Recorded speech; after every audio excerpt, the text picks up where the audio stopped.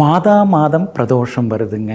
ஆனால் இன்றைய பிரதோஷம் ரொம்ப ரொம்ப விசேஷமான பிரதோஷங்க. ருண விமோச்சன பிரதோஷம் அப்படின்னு இன்றைய தினம் பிரதோஷத்துக்கு நிறைய சிறப்புகள் எல்லாமே இருக்குதுங்க. வளர்பிறையில் வரக்கூடிய இன்றைய பிரதோஷம் நம்முடைய பாவங்களை எல்லாம் போக்கக்கூடியதுங்க. ஜென்மாந்திர கடன், ஜென்மாந்திர கடன் சொல்லுவாங்க இல்லைங்களா, அந்த மாதிரி கடனெல்லாம் தீர்க்கக்கூடியது. ஒருத்தவங்க நமக்கு நிறைய செய்துட்டாங்க, பிரதிபலன் பார்க்காம நிறைய உதவிகள், அவங்கள்ட்டேருந்து நிறைய பணத்தை வாங்கிட்டோம் அல்லது சொத்து வாங்கிட்டோம் அல்லது வேறு ஏதாவது அவங்கள்ட்டேருந்து வாங்கிட்டோம்னா அவங்களுக்காக நாம் ஜென்மாந்திரமாக நாம் கடமைப்பட்டிருப்போம். அந்த மாதிரி ஜென்மாந்திர கடன்கள் அதெல்லாம் தீரக்கூடியது.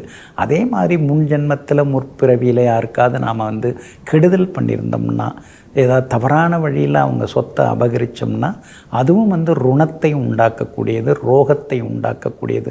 அந்த மாதிரியான பாவங்கள், நோய்கள் அதெல்லாம் அதிலேருந்து விடுபடுறதுக்கு இன்றைய தினம் பிரதோஷ விரதம் இருந்து மாலை நேரத்தில் எல்லாமல்ல சிவபெருமானையும் எல்லாமல்ல நந்தியம் பெருமானையும் வணங்கிறது ரொம்ப ரொம்ப விசேஷமான ஒரு அமைப்பாகுங்க.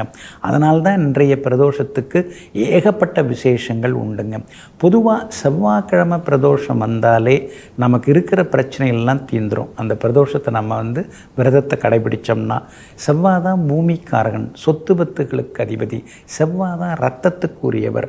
அதனால் ஆரோக்கியத்தை நமக்கு தரக்கூடியவர் செவ்வாய் தான். ஏன்னா ரத்தம் நல்லா இருந்தால் தானே நம்மளால் துடிப்பாக சுறுசுறுப்பாக இருந்து எல்லாத்தையும் பண்ண முடியும். ரத்தம் எந்த அளவுக்கு ஆரோக்கியமாக இருக்கும் அந்தளவுக்கு ஸ்கின் டோன் நல்லாயிருக்கும், முகம் பளபளான்னு இருக்கும். எப்பயுமே அந்த பிங்க் கலரில், ரோஸ் கலரில் அழகாக இருக்கும். அதில் இந்த இரத்தத்துக்கு அதிபதியாகிய செவ்வாயுடைய பிரதோஷம் இன்றைய பிரதோஷம்.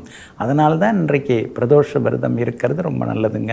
இந்த சொத்து தகராறு, பூமி தகராறு, சொந்த பந்தங்களோட தகராறு, கூட பிறந்தவங்களோட தகராறு, கூடிட்டு இருக்கிறவங்களோட பிரச்சனை, இதெல்லாம் தீர்த்து வைக்கக்கூடியவர் செவ்வாய். இன்றைக்கி விரதம் இருந்து நாம் வழிபட்டோம்னா இந்த மாதிரி பிரச்சனைகள், சிக்கல்கள் எல்லாமே விலகி ஓடி போயிடுங்க. அதே மாதிரி கடன் பிரச்சனை தீர்றத்துக்கும் இன்றைக்கு சிவபெருமானை வணங்கிறது நல்லதுங்க. குறிப்பாக மாலை 4:30 மணியிலேருந்து 6 மணிக்குள்ளார எந்த கடன் அடையிலையோ அவங்களுக்கு செலுத்த வேண்டிய தொகையில் கொஞ்சம் எடுத்து ஒரு கவரில் போட்டு அந்த கவருக்கு மேலே அவங்க பேரை எழுதிருங்க. இப்போ யாருக்கு நீங்கள் தரணுமோ அவங்க பேரை எழுதிடலாம். இவங்கள்ட்ட நான் இவ்வளோ வாங்கியிருக்கிறேன், மாதம் வட்டி கட்டின்னு இருக்கேன், அசலை தரவே முடியல, நம்மளால் கடனை தீர்க்கவே முடியல அப்படின்னு சில இதெல்லாம் இருக்கும். அதே மாதிரி வங்கி கடன் பெற்றிருந்தாலும் அதுவும் அந்த நேரத்தில் ஒரு தொகையை எடுத்து வச்சு இந்த வங்கி கடன் சீக்கிரமாக தீரணும், இந்த வங்கி கடனை அடைக்கணும், நான் பைசல் பண்ணணும் அப்படின்னு எழுதி வேண்டிக்கிறது நல்லது. அது மாதிரி வேண்டிக்கிட்டு அப்புறம் என்றைக்கு நம்ம அந்த பணத்தை தரணுமோ அன்றைக்கு நம்ம அது கொடுத்துட்டாலே நமக்கு சீக்கிரமாக கடன்லேருந்து விடுபடுறதுக்கான வாய்ப்புகள் இருக்குது. அதனால் இந்த செவ்வாய்க்கிழமை இன்றைய தினத்தில் மாலை 4:30 மணியிலேருந்து 6 மணிக்குள்ளார இந்த அடையாத, இந்த தீர்க்க முடியாத, பைசல் பண்ண முடியாத கடன் பிரச்சனைந்து வெளில வரணும்னா ஒரு சிறு தொகை எடுத்து அந்த கடனை அடைக்கிறதுக்கு இந்த ரூபா அப்படின்னு சொல்லி எழுதி வைக்கிறது ரொம்ப நல்லதுங்க. அதே மாதிரி சொத்து பத்து தகராறுகளும் இன்றைய தினம் விரதம் இருந்து வழிபட்டோம்னா எல்லாம் தீரும்.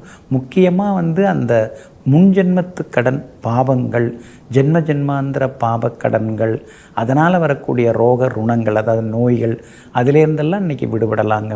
வில்வதளம், அதை வில்வ பத்திரம் இன்றைக்கி சிவாலயத்துக்கு கொடுக்கறது நல்லது.